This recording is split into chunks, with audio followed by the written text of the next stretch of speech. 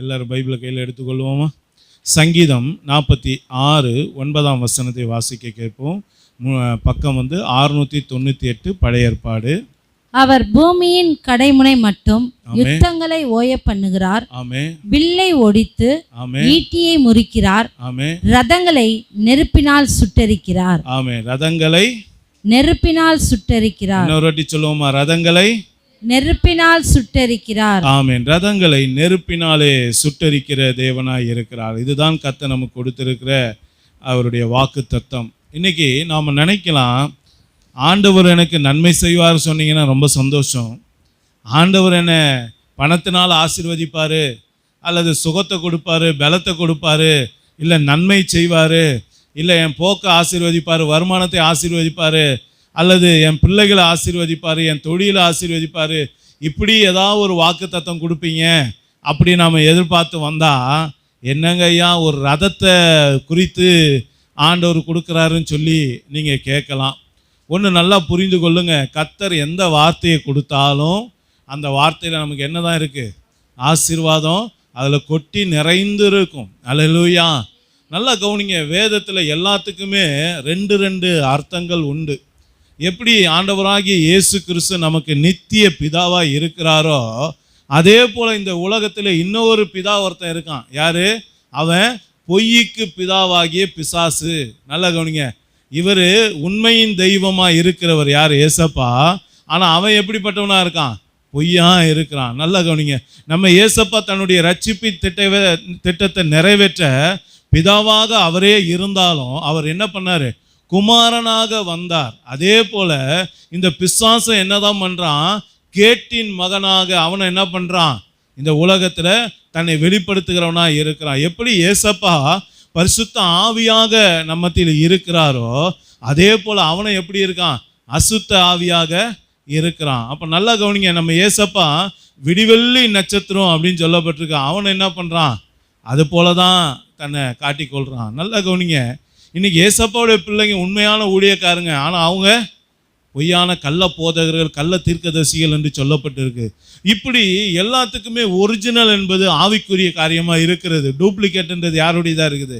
பிசாசனுடைய காரியமாக இருக்குது. அதே போல் இந்த ரதங்களை குறித்து நீங்கள் எடுப்பீர்களானா, சில ரதங்களை குறித்தும் சில குதிரைகளை குறித்து மேன்மை பாராட்டுகிறார்கள். நாங்களோ எங்கள் தேவனாகிய கர்த்தராகிய இயேசு கிறிஸ்துவின் நாமத்தை குறித்து மேன்மை பாராட்டுவோம். அப்போ நல்லா கவனிங்க, இந்த ரதங்களை குறித்து ஏற்கனவே ஒரு செய்தி சில வருஷங்களுக்கு முன்பாக இதே இடத்துல நம்ம கொடுத்துருக்குறோம். அன்றைக்கு கொடுக்கும்போது ரதங்கள் என்பது எதை குறிக்குது அப்படின்னு பார்த்தீங்கன்னா, ஆவிக்குரிய விதத்தில் ஒரு தேவனுடைய வல்லமையான ஊழியக்காரனாகிய பரிசுத்தவான்களை குறிக்கிறது. எலியாவை குறித்து வேத வசனம் சொல்லுகிறது. எலிசா அவர் பரலோகத்துக்கு ஏறி போகும்போது என்னன்னு கூப்பிட்டான்? இஸ்ரவேலுக்கு ரதமும் குதிரை வீரருமாய் இருந்தவரே அப்படின்னு சொல்லி எலியாவை பார்த்து எலிசா என்ன பண்ணான்? கூப்பிட்டான். அதே போல எலிசாவை பார்த்து எலிசா மரிக்கிற நேரத்தில் அந்த இஸ்ரவேலின் ராஜா என்ன பண்ணான்? இதே வார்த்தையை எலிசாவுக்கும் பயன்படுத்தினான். நல்லா கவனிங்க, அப்போ வேதம் சொல்லுகிற ஒவ்வொரு காரியத்துக்கும் ரெண்டு விஷயம் இருக்குது.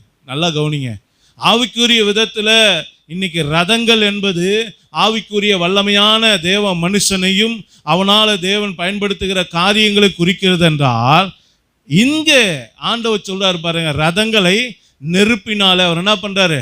சுட்டெரிக்கிறார் அப்படின்னு சொல்லும்போது, அப்போ இது எந்த ரதமாக இருக்கும்? யோசிச்சு பாருங்க. அப்போ அந்த ரதம் மகிமையின் ரதம், அது மகத்துவமான ரதம், அது நமக்கு விடுதலை கொடுக்கிற ரதம், அது வல்லமையான ஊழியக்காரனை குறிக்கிறது. அவனால் கர்த்தர் நம்முடைய வாழ்க்கையில செய்கிற அற்புத அடையாளங்களை அது குறிக்குதுன்னா, அப்போ இந்த ரதம் எதை குறிக்குது? யோசிச்சு பாருங்க. அப்போ இன்னைக்கு இந்த ரதங்களை நெருப்பினால சுட்டெரிக்கிறார் என்றால் இந்த ரதம் எதை குறிக்கிறது? இந்த ரதத்தினால நமக்கு என்ன கேடு வருகிறது? என்ன பிரச்சனை வருது? ஏன் ஆண்டவர் இன்னைக்கு இந்த வாக்குத்தத்தத்தை கொடுத்திருக்கிறாரு அப்படின்றத நாம் ஒரு 4 காரியத்தின் மூலமாக இன்றைக்கு வேதத்தை நம்ம ஆராய்ந்து பார்க்க போகிறோம். வாசிப்போம். யாத்திராகமத்தோட புஸ்தகம் 14ஆம் அதிகாரம் 5-8 வசனங்களை வாசிங்க. ஜனங்கள் ஓடிப்போய் விட்டார்கள் என்று எகிப்தின் ராஜாவுக்கு அறிவிக்கப்பட்ட போது, ஜனங்களுக்கு விரோதமாக பார்வோனும் அவன் ஊழியக்காரரும் மனம் வேறுபட்டு நமக்கு வேலை செய்யாதபடிக்கு நாம் இஸ்ரவேலரை போகவிட்டது என்ன காரியம் என்றார்கள். ஆமென். அவன் தன் ரதத்தை பூட்டி தன் ஜனங்களை கூட்டிக் கொண்டு பிரதானமான 600 ரதங்களையும் எகிப்தில் உள்ள மற்ற சகல ரதங்களையும் அவைகள் எல்லாவற்றிற்கும் அதிபதிகளான வீரரையும் கூட்டிக் கொண்டு போனான். ஆமென். கர்த்தர் எகிப்தின் ராஜாவாகிய பார்வோனின் இருதயத்தை கடினப்படுத்தினார். அவன் இஸ்ரவேல் புத்திரரை பின்தொடர்ந்தான். இஸ்ரவேல் புத்திரர் பலத்த கையுடன் புறப்பட்டு போனார்கள். ஆமா, நல்ல கவனிங்க. இங்கே ரதத்துல ஏறி பார்வோனும் அவருடைய சேனைகளும் இஸ்ரவேலின் ஜனங்களை பின்தொடருகிற காரியத்தை குறித்து வேதம் சொல்லுகிறது. அப்போ முதலாவதாக ரதம் என்பது எதை குறிக்கிறது என்றால், என் அருமையான தேவனுடைய பிள்ளைகளை, வேதம் சொல்லுகிறது நம்மை பின்தொடருகிற கிரியைகளுக்கு அது அடையாளமாக இருக்கு. என்னது? நம்மளை பின்தொடருகிற கிரியைக்கு அது அடையாளமாக இருக்கு. அநேக பிள்ளைகளோட வாழ்க்கையில் இன்னைக்கு அநேக காரியங்கள் பின்தொடருகிறதை நாம் பார்க்க முடியும். வேதத்தில் கூட ஒரு வசனத்தை நம்ம வாசிப்போம். 1 தீமோத்தேயு புஸ்தகம் 5ஆம் அதிகாரம் 24ஆம் வசனத்தை வாசிக்க கேட்போம். புதிய ஏற்பாட்டில் பக்கம் 289. சிலருடைய பாவங்கள் வெளியரங்கமாயிருந்து நியாய தீர்ப்புக்கு முந்திக் கொள்ளும், சிலருடைய பாவங்கள் அவர்களை பின்தொடரும். என்ன போட்டிருக்கு? சிலருடைய பாவங்கள் அவர்களை பின்தொடரும்.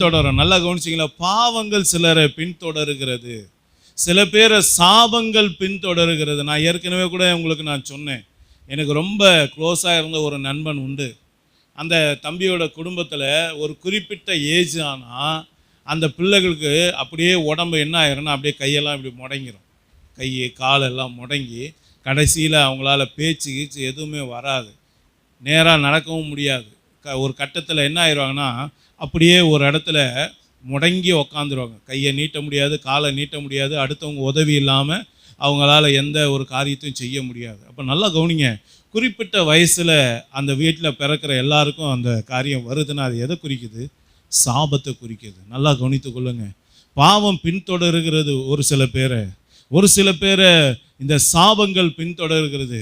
ஒரு சில பேரை வியாதிகள் பின்தொடருது. அப்பாவுக்கு இருந்தது, அம்மாவுக்கு இருந்தது, எனக்கும் இருக்கு அப்படின்னு சொல்லி சில பேர் என்ன பண்ணுறாங்க? வியாதிகளை குறித்து சொல்கிறாங்க. ஏன் சில பேருக்கு கேன்சர் கூட தலைமுறையாக வர்றதை கூட சில பேர் சொல்கிறாங்க. நல்லா கவனிங்க. இப்படி பலவிதமான காரியங்களை நம்ம பின்தொடருது பார்த்தீங்களா? சில பிரச்சனைகள் பின்தொடருது பார்த்தீங்களா? சில மனிதர்கள் நம்ம பின்தொடர்றாங்க பார்த்தீங்களா? நல்லா கவனிங்க. இந்த பார்வோன் அவன் எதற்காக இங்கே வரான்? இவங்களை வச்சு தானே நம்ம எவ்வளோ விஷயங்களை செஞ்சோம். இவங்களை ஒடுக்கி இவங்களை துன்பப்படுத்தி இவங்களை வேர்வைய ரத்தத்தெல்லாம் உறிஞ்சி தானே நாம செழித்தோம். இன்னைக்கு இவங்களை அனுப்பிட்டா நாம எப்படி நம்முடைய வாழ்க்கையில பெருக முடியும் என்று சொல்லி இந்த பார்வோனும் அவனுடைய சேனைகளும் அவனுடைய ஜனங்களை என்ன பண்றாங்க? ரதங்களை பிடித்து கொண்டு அந்த ஜனங்களை பின்தொடருகிறதை வேதம் காட்டி கொடுக்கிறது. அப்போ இன்னைக்கு ரதம் என்பது எதை குறிக்கிறது? முதலாவதாக என் அருமையான தேவனுடைய பிள்ளைகளை, நம்ம பின்தொடருகிற கிரியைகளுக்கு அது அடையாளமா இருக்கு. இன்னைக்கு நம்மளை பாவம் பின்தொடர்தா பாருங்க.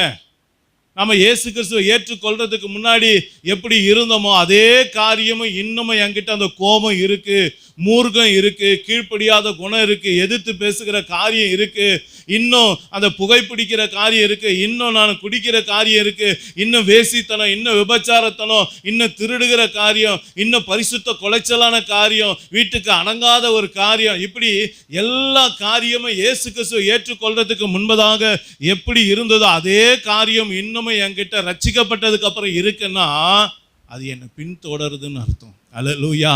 அப்போ நல்லா கவனிங்க. ஏன் ஆண்டவர் ரதங்களை சுட்டெரிக்கிறேன்னு சொன்னார்னா, வேத வசனம் சொல்லுது இந்த கிரியைகள் நமக்கு ஆசீர்வாதத்தை கொண்டு வருவதற்காக நம்மளை பின்தொடரல, மாறாக நம்மளை என்ன பண்றது? நம்மளை அடிமைப்படுத்துவதற்காக, நம்மை நொறுக்குவதற்காக, நெருக்குவதற்காக, நம்மை கீழ்ப்படுத்துவதற்காக அந்த கிரியைகள் என்ன பண்ணுது? நம்மை பின்தொடருகிறது. அதனால தான் ஆண்டவர் இந்த மாதத்தில் இந்த பின்தொடருகிற கிரியைங்கிற ரதங்களை சுட்டெரிக்கிறேன் என்று சொல்லுகிறார். ஒருவேளை உங்கள் வாழ்க்கையில் அப்படி இருக்கலாம். ஏதாவது பாவங்க உங்களை பின்தொடரலாம், ஏதாவது ஒரு கிரியை உங்களை பின்தொடரலாம், ஏதாவது ஒரு மனுஷன் உங்களை பின்தொடரலாம், ஏதாவது ஒரு கடன் உங்களை பின்தொடரலாம், ஏதாவது ஒரு போராட்டம் உங்களை பின்தொடரலாம். எதுவாக இருந்தாலும் என் அருமையான தேவனுடைய பிள்ளைகளை, இந்த வாக்குத்தத்தம் உங்களுக்குரியது.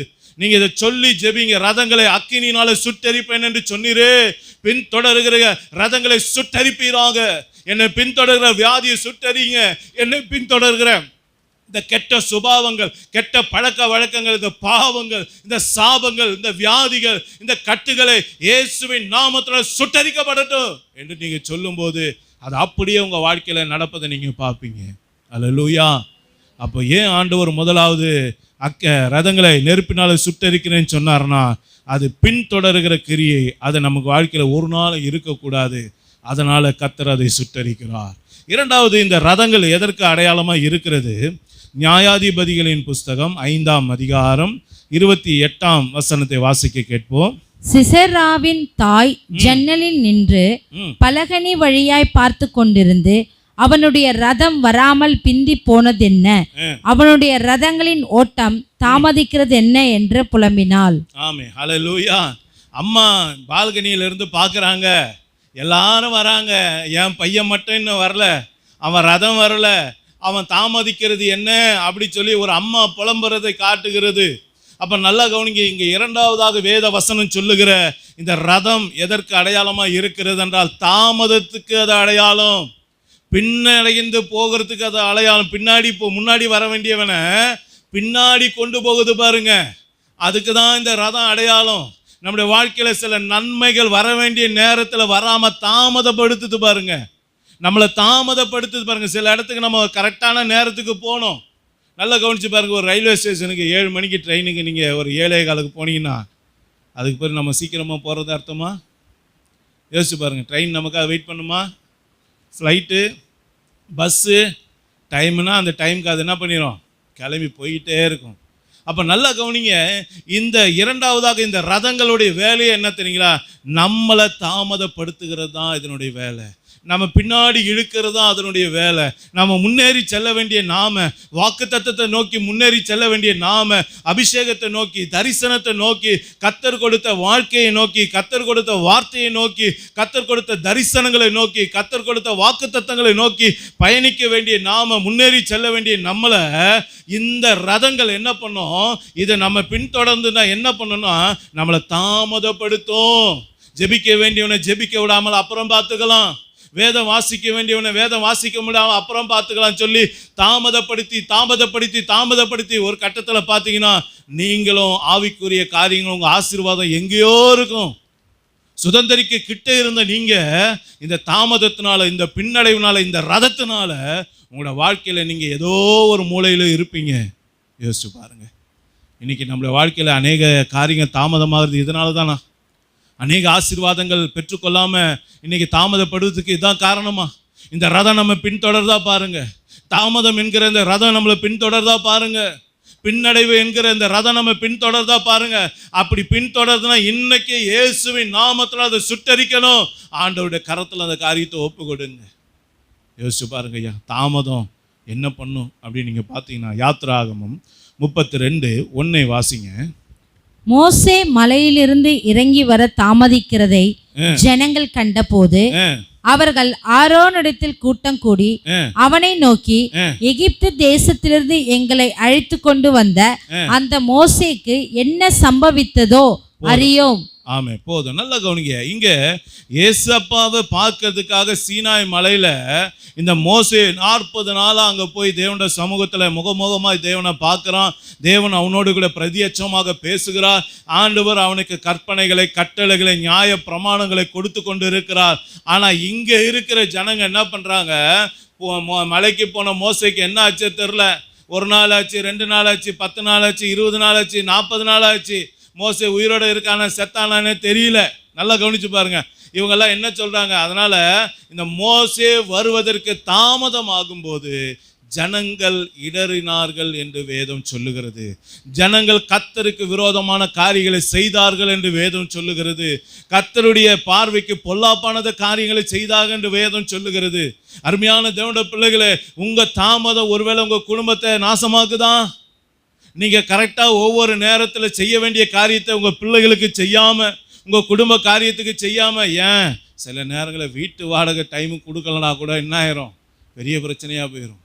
கரண்ட் பில்லு கரெக்டான டைம் கட்டலனா பிரச்சனையா போயிடுது. இஎம்ஐ கரெக்டான டைம்ல கட்டலைன்னா பிரச்சனையா போயிருது. நல்லா கவனிங்க, இந்த தாமதம் நம்முடைய வாழ்க்கையில இருந்தா, அன்னைக்கு மோசே தாமதித்த போது இஸ்ரவேல் ஜனங்கள் இடறி விழுந்தது போல, இன்னைக்கு நம்முடைய தாமதம் நம்ம செயல்கள்ல, நம்முடைய பேச்சில, நம்முடைய நடக்கையில, நம்முடைய எந்திரிக்கிறதுல கூட தாமதம் இருக்குமே. ஆனால் என் அருமையான தேவனுடைய பிள்ளை, வேலையில நாம தாமதமா இருந்தா, நம்முடைய செய்கையில நம்ம தாமதமா இருந்தா, நம்முடைய கிரியைகள்ல நம்ம தாமதமா இருந்தா, இதே போல எல்லா இடத்துலையும் அந்த குழப்படி வரும், குளறுபடி வரும்.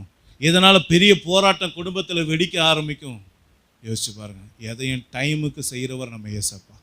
400 வருஷம் முடிந்த அந்த நாளிலே ஆண்டவர் என்ன பண்ணார்? இஸ்ரவேலை எகிப்தில் ஒரு நிமிஷம் கூட எக்ஸ்ட்ரா நிற்க வைக்கல. வசனம் சொல்லுது. அப்போ ஏசப்பா எப்படிப்பட்டவர்னா, ஒரு நிமிஷம் கூட தாமதம் பண்ணாதவர். அவர் ஆன் டைமில் கிரியை செய்கிறவர். அவருடைய பிள்ளைங்களை எப்படி தான் இருக்குன்னு நினைக்கிறார்? அவர் கரெக்டாக செய்கிறவங்களா இருக்குன்னு நினைக்கிறார். இன்றைக்கி நம்ம எல்லாத்துக்கும் ஒரு தாமதம் பண்ணுறோமா? சபைக்கு வரணுன்னா ஒரு தாமதம். யோசிச்சு பாருங்க, ஊழியத்துக்கு போனோன்னா ஒரு தாமதம். இந்த வாரம் வேணாமே, அடுத்த வாரம் வச்சுக்கலாமே, அப்படி எதாவது தாமதம் பண்ணுறோமா? வீட்டில் இருக்க குடும்ப ஜெபத்தை இன்னைக்கு விட்டுருப்பா, நாளைக்கு பார்த்துக்கலாம், எதாவது தாமதம் பண்ணுறோமா?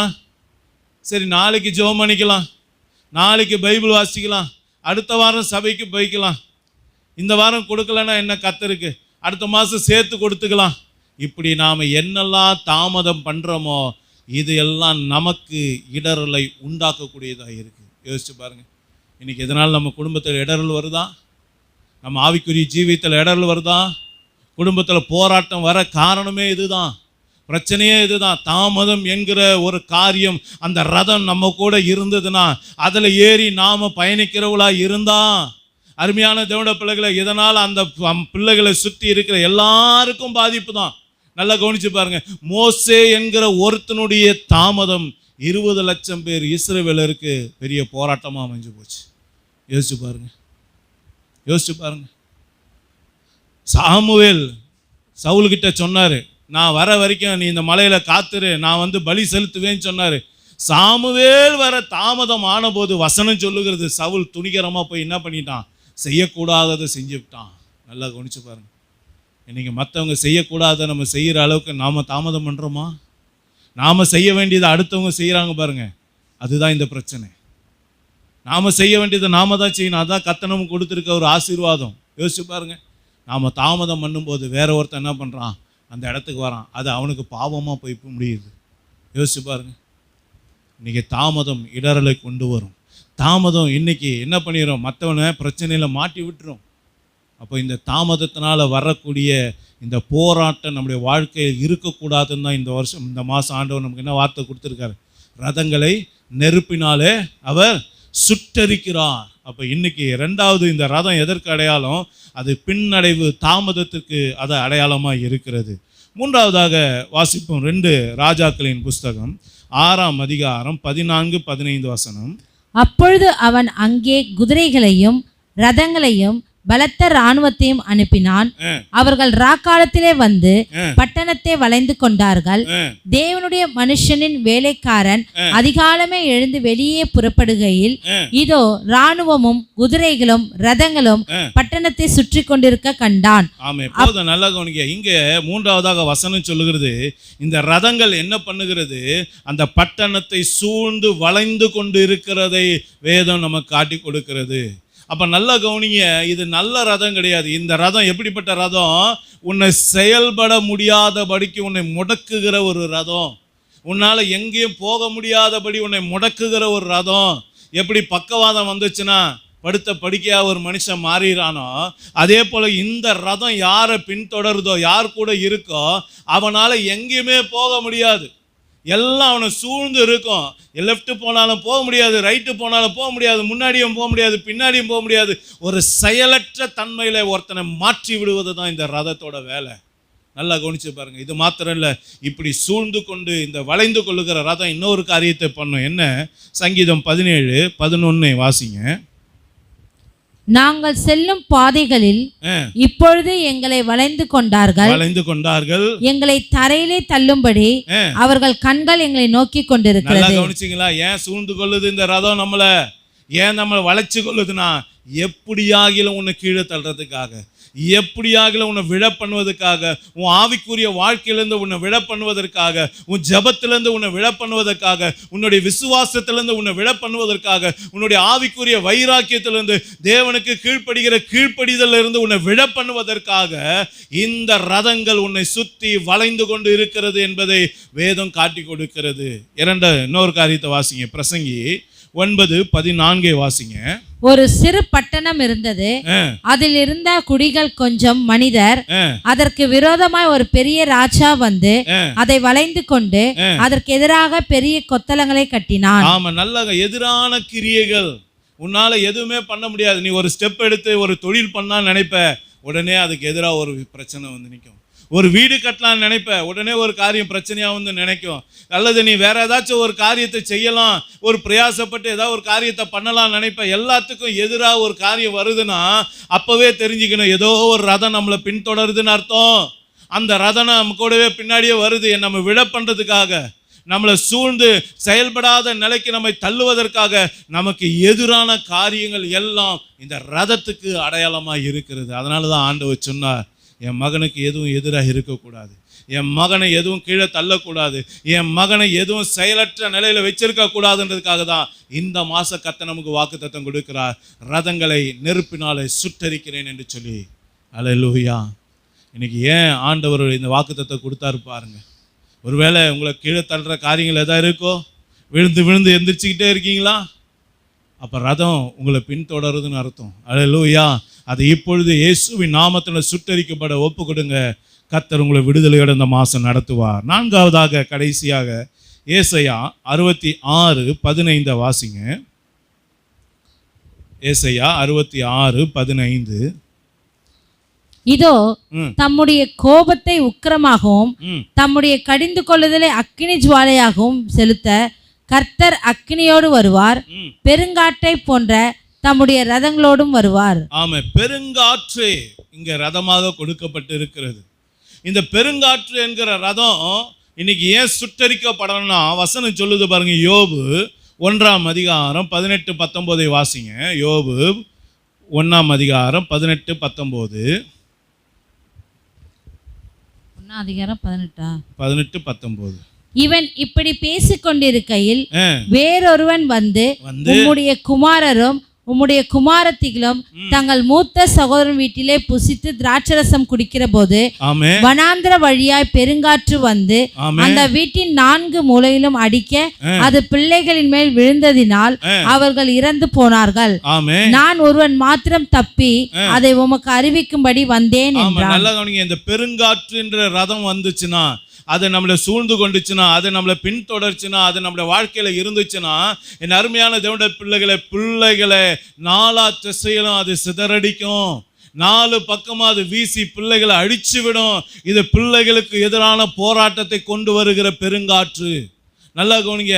இந்த ரதம், இந்த பெருங்காற்று என்கிற ரதம் பிள்ளைகளுக்கு விரோதமாய் போராடக்கூடியது. பிள்ளைங்க எங்க இருந்தாலும் தேடி போய் வீசும் அந்த காற்று. உங்க பிள்ளைங்களுக்காக வீசுதா? அப்படி யோசிச்சு பாருங்க. பிள்ளைங்க அடங்காமல் இருக்காங்கன்னா இந்த ரதம் பின்தொடர்தா பாருங்க. ஒருவேளை இந்த ரதம் குடும்பத்தில் விளையாடுதா பாருங்க.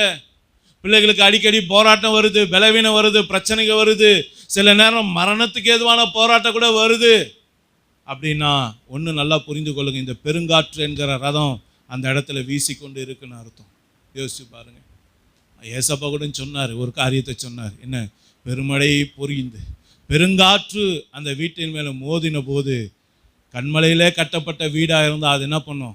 நிலைத்து நின்றது. ஆனால் மணலின் மேல் கட்டப்பட்ட வீடு என்ன பண்ணுது? முழுவதும் அழிந்து ஒன்றுமில்லாமல் போனது. நல்லா யோசிச்சு பாருங்க. அடிக்கிற பெருங்காற்று, நம்ம பிள்ளைகளை அழிக்கிற பெருங்காற்று.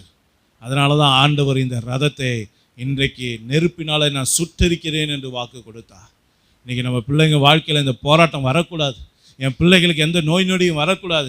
என் பிள்ளைகளுக்கு எந்த ஞான குறைவு அல்லது என் பிள்ளைங்க எந்த விதத்தில் எந்த செயல்பாடிலும் அவர்கள் குறைவுள்ளவர்களாக இருக்கக்கூடாது. என் பிள்ளைங்க நிம்மதியாக இருக்கணும், ஆசீர்வாதமாக இருக்கணும், சமாதானமாக இருக்கணும், சௌக்கியமாக இருக்கணும், தீர்க்காயுசோடு இருக்கணும்னு நினைக்கிறீங்கன்னா இன்னைக்கு இந்த ரதம் சுட்டரிக்கப்படணும்னு கர்த்தர் சொல்கிறார். அல்லேலூயா. 4 காரியம். அப்போ ஆண்டவர் இன்னைக்கு சொன்னார், ரதங்களை நெருப்பினால் சுட்டரிக்கிறேன்னா முதலாவது பின்தொடர்கிற கிரியை இந்த ரதத்துக்கு அடையாளமாக இருக்கிறது. ரெண்டாவது, நம்மை பின்னடைவு பண்ணுகிற அல்லது தாமதிக்கிற கிரியைகள் இது ரெண்டாவது ரதமாக இருக்கிறது. மூணாவது, நம்மை சூழ்ந்து கொள்ளுகிற அல்லது நம்மை வளைந்து கொள்ளுகிற கிரியைகளுக்கு இது அடையாளமாக இருக்கிறது. நாலாவது, பெருங்காற்றுக்கு இந்த ரதம் அடையாளமாக இருக்கிறது. அதனால தான் இன்றைக்கி ஆண்டவர் நான் ரதத்தை நெருப்பினாலே சுட்டரிக்கிறேன்னு சொன்னார். இன்றைக்கி 4 காரியம் நம்ம வீட்டில் இருக்கா பாருங்கள், நம்மக்கிட்ட இருக்கா பாருங்கள், நம்ம குடும்பத்தில் இருக்கா பாருங்கள், நம்ம வேலையில் தொழிலில் எங்கேயாகிலும் இந்த பிரச்சனைக்கு இருக்குன்னா அப்போ இன்னைக்கு கர்த்தர் அதை சுட்டரிக்கணும்னு சொல்கிறாரு. அதை தொடர விடக்கூடாது, அது பின்னாடி வரக்கூடாது, அது உன் குடும்பத்தில் இருக்கக்கூடாது என்று சொல்லி கர்த்தர் நம்மை எச்சரிக்கிறார். நம்ம எல்லாரும் எழும்பி நின்று கண்களை மூடி ஆண்டவர் கொடுத்த வார்த்தைக்காக நன்றி செலுத்தி, இன்னைக்கு இந்த ரதம் ஒருவேளை எனக்குள்ள, நமக்குள்ள, நம்ம குடும்பத்துக்குள்ள, நம்ம சபைக்குள்ள எங்கேயாகிலும் இருக்குமே, ஆனால் இன்றைக்கே கர்த்தருடைய அக்கினி அதை சுட்டரிக்கும்படியாக ஒப்பு கொடுப்போமா? எல்லாரும் ஒப்பு கொடுப்போமா? எல்லாரும் ஒப்பு கொடுப்போம். ஒருவேளை ஏதாவது உங்களை நெருக்குதா, ஏதாகிலும் உங்களை அடிமைத்தனம் பண்ணி கொண்டு இருக்குதா, ஏதாகிலும் உங்களை விடுதலையாக முடியாதபடிக்கு பல வருஷமாக உங்களை பின்தொடர்ந்து கொண்டே இருக்கா பாருங்க, உங்களை பயமுறுத்துதான் பாருங்க, அது ரதம். அந்த ரதம் சுட்டரிக்கப்படணும். இந்த சத்துருடைய ரதம் சுட்டரிக்கப்படணும். இந்த போராட்டத்தை கொண்டு வருகிற ரதம், பின்தொடர்கிற இந்த ரதம் சுட்டரிக்கப்பட வேண்டும் என்று கர்த்தர் சொல்லுகிறார். என் அருமையான தேவனுடைய பிள்ளைகளை, கேட்ட வார்த்தையின்படியாக கொஞ்சம் உங்கள் வாழ்க்கையை கொஞ்சம் அனலைஸ் பண்ணி பாருங்கள், கொஞ்சம் உய்த்து ஆராய்ந்து பாருங்கள். எந்த இடத்துல இந்த போராட்டம் இருக்குது, எந்த இடத்துல பிரச்சனை தலைவிரித்து ஆடுது. இந்த ரதம் என்னை பின்தொடருதா, என் குடும்பத்தை பின்தொடருதா, என் கணவனை, என் மனைவியை, என் பிள்ளைகளை, என் வேலையை, என் வீட்டை, என் தொழிலை, என் போக்குவரத்து காரியத்தை, என் குடும்பத்தை, என் ஆவிக்குரிய ஜீவியத்தை, எங்கேயாகிலும் என் ஆசீர்வாதத்தை எங்கேயாலும் கெடுக்குதா? என் அருமையான தேவனுடைய பிள்ளைகள், இதில் மிக முக்கியமான ஒரு காரியம், தாமதம் என்கிற ரதம் இருக்கவே கூடாது. நீங்கள் எதா நம்மளை தாமதப்படுத்துதா பாருங்கள். நாம் தாமதம் பண்ணுறதுனால இன்றைக்கி நிறைய ஆசீர்வாதங்கள் கெட்டு போக காரணமே அதுதான். இந்த தாமதம் என்கிற ரதம் என் கூட இருக்கக்கூடாது, அதில் ஏறி பயணிக்காதீங்க. தாமதத்தை எப்போதும் கூடவே வச்சிருக்காதீங்க, அது ஒரு நாளும் ஆசீர்வாதத்தை கொண்டு வராது. எப்பவும் சுறுசுறுப்புள்ளவனாக இருங்க. நீதிமொழிகள் 31ஆம் அதிகாரத்தில் குணசாலியான ஸ்திரீயை குறித்து வேதம் சொல்லுகிறது. அவள் சுறுசுறுப்புள்ளவளாய் அதிகாலையில் எழுந்து தன்னுடைய காரியங்களை செய்தாள். குடும்பத்துக்காக, பிள்ளைக்காக, கணவருக்காக, தன்னுடைய எதிர்காலத்துக்காக அவள் காரியங்களை நடப்பித்த போது வேதம் சொல்லுகிறது அவள் பாக்கியவதியாக இருந்தாள் என்று. என் அருமையான தேவனுடைய பிள்ளைகளை, நாம் சுறுசுறுப்பாக இருந்தால் தான் நம்ம குடும்பம் கட்டப்படும், நம்ம பிள்ளைகள் ஆசீர்வாதமாக இருப்பாங்க. கொஞ்சம் உய்த்து ஆராய்ந்து பாருங்கள். கோபம் பின்தொடர்தான் பாருங்கள், மூர்க்கம் பின்தொடர்தா பாருங்கள், அசட்டை பின்தொடர்தா பாருங்கள், வியாதிகள் பின்தொடர்தா பாருங்கள், ஏதாகிலும் காரியங்கள் நம்மளை இன்னும் பின்தொடர்ந்துக்கிட்டே இருக்கா பாருங்கள். ஏசப்பாவை ஏற்றுக்கொண்டதுக்கு அப்புறம் கூட இன்னும் பழைய சுபாவங்கள் ஏதாகிலும் நம்மகிட்ட பின்தொடருதுன்னா, என் அருமையான தேவனுடைய பிள்ளைகளை, சத்துரு நம்மகிட்ட பலமாய் போராடுறான்னு அர்த்தம்.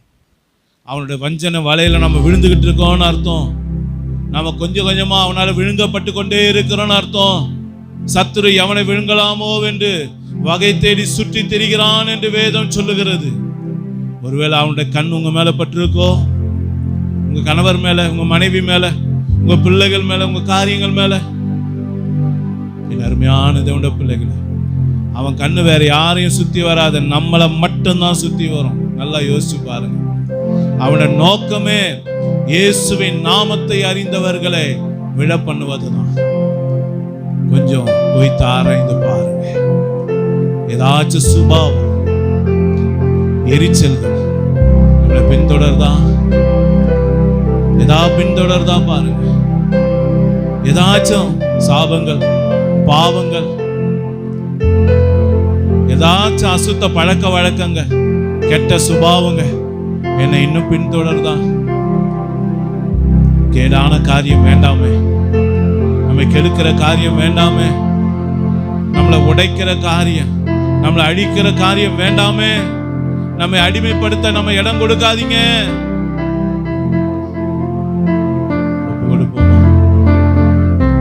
ஒப்பு கொடுப்போமா? கர்த்தருடைய ஆவியானவர் எங்க உண்டோ அங்கு விடுதலை உண்டு என்று வேதம் சொல்லுகிறது. குமாரன் உங்களை விடுதலை ஆக்கினார், மெய்யாகவே நீங்கள் விடுதலை ஆவீர்கள் என்று வேதம் சொல்லுகிறது. ஒப்பு கொடுப்போமா? என் அன்பு சகோதரனே, ஏதாகிலும் காரியம் உன்னை பின்தொடருதா? இன்றைக்கு ஆண்டவர்கிட்ட கேளு, கதறி கேளு. என் ஆண்டவரே, என்கிட்ட இந்த குணம், இந்த சுபாவம், இந்த பழக்க வழக்கம், இதை நான் வெறுக்கிறேன். இதனால எனக்கு நிம்மதி இல்லை, இதனால என் குடும்பத்துல நிம்மதி இல்லை, எனக்கு என் மனைவிக்கு நிம்மதி, பிள்ளைகள் இல்லத்துல நிம்மதி இல்லை. இந்த பழக்க வழக்கத்தை என்னிடத்துல எடுத்து போடுங்க. இந்த கோபத்தை என்னை விட்டு எடுத்து போடுங்க. இந்த அசட்டை நிர்விசாரங்களை எடுத்து போடுங்க. இந்த சாபத்தை, இந்த வியாதியை, இந்த பொல்லாத கிரியை என்னிடத்துல எடுத்து போடுங்க. நான் இதை ஜெயிக்கணும்னு நினைக்கிறேன், இதை மேற்கொள்ளணும்னு நினைக்கிறேன். நான் உம்முடைய பிள்ளையாய் பரிசுத்தமாய் வாழணும்னு நினைக்கிறேன். ஒப்பு கொடுப்போமா? எல்லாரும் ஒப்பு கொடுப்போம். எல்லாரும் ஆண்டவருடைய கேட்போம். அடிக்கடி கீழே விழுறீங்களா? ஆவிக்குரிய ஜீவியத்துல நல்லா ஜெபிச்சுக்கிட்டே இருந்தா மாதிரி இருந்தது. திடீர்னு பார்த்தா ஜெபம் குறைவு வருதா? நல்லா பைபிள் வாசிக்கிட்டே இருந்தா மாதிரி இருந்தது. திடீர்னு பைபிள் வாசிக்கிறதுல குறைவு வருதா? ஒழுங்கா சபைக்கு கரெக்டா வந்துட்டு இருந்த நாம திடீர்னு சபைக்கு வருவது தாமதமாகுதான்? ஆண்டவருடைய காரியத்துல தாமதப்படுத்துறோமா? கொஞ்சம் போய் ஆராய்ந்து பாருங்க. இந்த தாமதம் என்கிற ரதம் நம்ம கிட்ட இருக்கக்கூடாது. அதை சுட்டரிக்க ஒப்பு கொடுங்க. ஒப்பு கொடுப்போமா? பெருங்காற்று வீசுதா? உங்க பிள்ளைகள் மேல வீசுதா? பிள்ளைகள் மேல வீசுனா பிள்ளைகள் அதை அப்படியே நம்ம கிட்ட ரிஃப்ளெக்ட் பண்ணுவாங்க. கோபமா இருப்பாங்க, மூர்க்கமா இருப்பாங்க, எதிர்த்து பேசுவாங்க. இருக்கா இந்த ரதம் நம்ம பிள்ளைகள் மேல இருக்கா? இன்னைக்கே சுட்டரிக்கப்பட ஒப்பு கொடுங்க. பிள்ளைகள் மேல இந்த பெருங்காற்று வீசக்கூடாது. நம்ம குடும்பத்தின் மேல இந்த பெருங்காற்று வீசக்கூடாது. அதை அழிச்சிரும். இந்த ரதம் நம்மளை அழிச்சிரும். அதனாலதான் ஆண்டவர் சுட்டரிக்கணும்னு சொல்றார். ஒப்பு கொடுப்போமா? இசப்பட்ட கேட்போம். ஆண்டவரே, இந்த ரதம் எனக்கு வேண்டாம்ப்பா. இந்த பின்தொடர்கிற ரதம் எனக்கு வேண்டாம். தாமதப்படுத்துகிற ரதம் எனக்கு வேண்டாம். என்னை சூழ்ந்து வளைந்து கொள்ளுகிற, செயல்பட முடியாம என்னை கீழே தள்ள நினைக்கிற, அப்பா என்னை எதிர்த்து நிற்கிற இந்த ரதம் வேண்டாம். என் பிள்ளைகளை வாழ்க்கையில போராடுகிற இந்த ரதங்கள் எங்களுக்கு வேண்டாம். எங்களுக்கு தேவையானதெல்லாம் ஆவிக்குரிய ரதம் தான்ப்பா. இஸ்ரவேலுக்கு ரதமும் குதிரை வீரமாய் இருந்த பரிசுத்தவானை போல நான் வாழணுமே. நான் அநேகருக்கு ஆசீர்வாதமான பாத்திரமா இருக்கணுமே. நீ தாழ்த்தி ஒப்பு கொடுக்கிறப்பான்னு சொல்லி ஒப்பு கொடுப்போம். எல்லாரும் ஒப்பு கொடுப்போம். எல்லாரும் ஒப்பு கொடுத்து செபிங்க. நீங்க செபிக்க செபிக்க தான் இந்த காரியத்திலிருந்து விடுதலை உண்டாகும். நீங்க ஒப்பு கொடுத்து கண்ணீர் விட்டு கதறி ஏசப்பாவை நோக்கி பார்க்க பார்க்க தான் விடுதலை உண்டாகும். கர்த்தருடைய அக்கினி இறங்கும். இந்த ரதங்கள் மேல இறங்கும். அதை சுட்டரிக்கும். ஒன்றும் இல்லாமல் அது நாசமாய் போகும். கர்த்தர் நம்மை விடுதலையாக்குவார். கர்த்தர் நம்மை விடுதலையாக்குவார். வாக்குத்தத்தத்தை சொல்லி ஜெபிங்க. வாக்குத்தத்தத்தை சொல்லி ஜெபிங்க. ரதங்களை நெருப்பினால சுட்டரிப்பேன் என்று வாக்கு கொடுத்தீங்களே, இந்த ரதங்களை சுட்டரிங்கப்பான்னு சொல்லி ஒப்பு கொடுங்க. நீங்க ஜெபிக்க ஜெபிக்க சுட்டரிக்கப்படும். நீங்க ஒப்பு கொடுக்க சுட்டரிக்கப்படும். கர்த்தருடைய அக்கினி, கர்த்தருடைய மாறாத அக்கினி, விடுதலை கொடுக்கிற அக்கினி. ஆமே. அக்கினி போட வந்தேன், அது இப்பொழுதே பற்றி எறிய விரும்புகிறேன் என்ற வார்த்தையின்படியாக கர்த்தருடைய அக்கினி இந்த ரதத்தை சுட்டரிக்கட்டுமே.